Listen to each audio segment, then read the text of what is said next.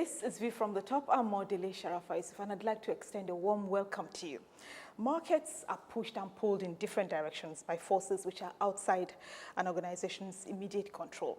Changing regulations, fluctuating economic cycles, demographic shifts, new social values, attitudes and cultural norms, and agile competitors are some of the key factors which constantly move markets away from the existing status quo. Today's marketing mix and marketing communications mix can soon become obsolete, and marketing communications practitioners require a constant alertness and preparedness to change services, advertisements, images, communications, and even an organization's attitude or culture. Marketing communications practitioners don't come bigger than Mr. Biodun Shobanjo, the chairman of Troyka Holdings, which is Nigeria's largest integrated marketing communications company. And I am truly delighted that he joins us on View from the Top today. Thank you, Mr. Shobanjo, for joining us. Thank you very much, Modele. Before I launch into my conversation with Mr. Shobanjo, here are a few things I'd like you to know about him. Biodun Shobanjo was born on December 24, 1944 in Jeba, Kwara State, where his father worked with the Nigerian Railway Corporation. He attended St. George's Primary School, Zaria, Odogbolu Grammar School, and later the College of the Institute of Marketing, England, where he obtained a certificate in marketing. Mr. Shobanjo started his career in 1964 with the Nigerian Broadcasting Corporation, now FRCN, as a studio manager, leaving as a producer 7 years later. He joined the Client Service Department of the American agency Grant Advertising in 1971 and was appointed to the board after only 4 years, becoming the company's deputy managing director and serving in that role for 4 years. He co-founded Inside Communications in 1979 and later the Troyka Group, which is a holding company for 11 companies, including Inside Communications, Optimum Exposure, Media Perspective, Mediacom, the Quadrant Company, Hot Sauce, the Think Shop, Promo World, and Halogen Security. Mr. Shobanjo is a fellow of the Advertising Practitioners Council of Nigeria and a past president, Association of Advertising Agencies of Nigeria. He's also a member of the British Institute of Public Relations, a chartered member of the British Institute of Marketing, member International Advertising Association, and fellow Commonwealth Journalists Association.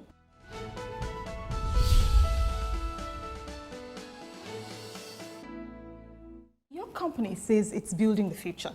What dynamics will be shaping the advertising industry in the next few years? You're talking to the wrong person. I don't think so. In the sense that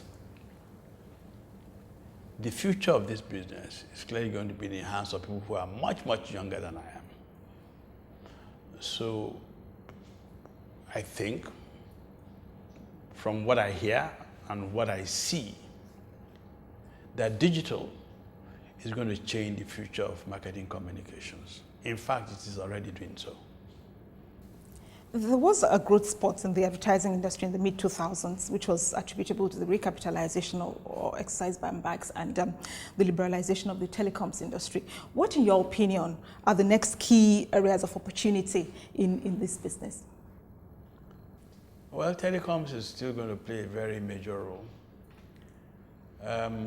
But you know, the one area that's growing phenomenally is what they call e-commerce. If you look at the way that business is growing, exit 2012, for example, it had exceeded 1 trillion, 1.4, 1.5 trillion globally. Of course, retail is still the king. It's still brick and mortar. You go to shops and buy things. But today's generation don't have that kind of time. They don't have that kind of space. So they would rather do their shopping online. So how you reach them, the things that influence them to buy would majorly be determined by digital. And it is happening. You look at Konga in Nigeria. You look at Udala that just come. And of course, don't let us talk globally about companies like Amazon. So that's where I think the future is going to be. As you just said, economy drives advertising, especially commerce. But manufacturing is slowed down because of lack of infrastructure. How is that impacting your kind of business? Oh, it is. I mean, as you said, infrastructure is not there. You do not have power. Without power, you really cannot grow your manufacturing sector. I think that's the critical thing.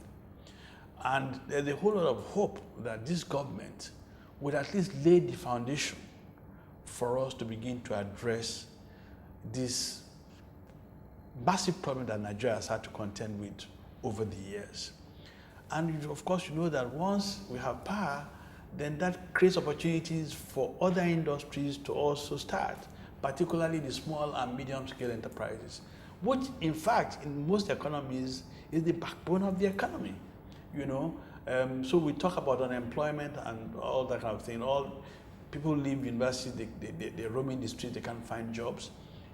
Until we're able to do that, will we be able to create the opportunity for these young kids to be in employment? And how is the proliferation of the media impacting advertising, positively or negatively? Well, it did. And of course, the beauty is that we are responding to that. How do I mean? Way back in the days of yore, there were about 3 television stations and maybe 6 radio stations, government plus state.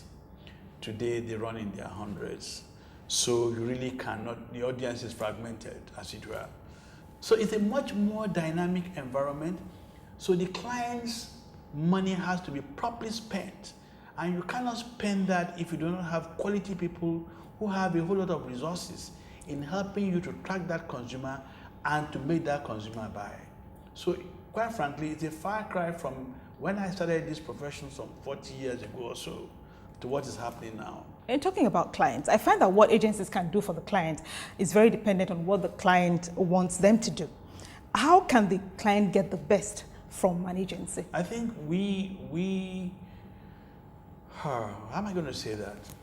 It's a two-way situation, to be honest with you. If you have to do what the client wants, it may not necessarily end up to be what the consumer wants. My own advice and my experience is one in which working along with your experts, all right, you can collectively find the appropriate message to making a consumer take a decision. More so today, even when we have so many specialists who can actually go to the client to tell the client how best to communicate to reach that very difficult consumer, and I put difficult in parentheses, so that he can do what exactly you want him to do. So the agency should be given a free hand. Absolutely. A client shouldn't be too meddlesome. I tell you, in the days in which I used to be in this business, quite frankly, I find it difficult to just take instructions from clients who say to me, go and do this and put it in the media. I really wouldn't do that. Why hire me in the first place? Exactly, that was the point. And to be fair, I think the client that we work for, maybe I should say, we are very lucky in the sense that the clients understand where we are coming from, and together we work beautifully to find the solutions that would make their consumers do what they want. We have to take a break now. We ask that you please join us again.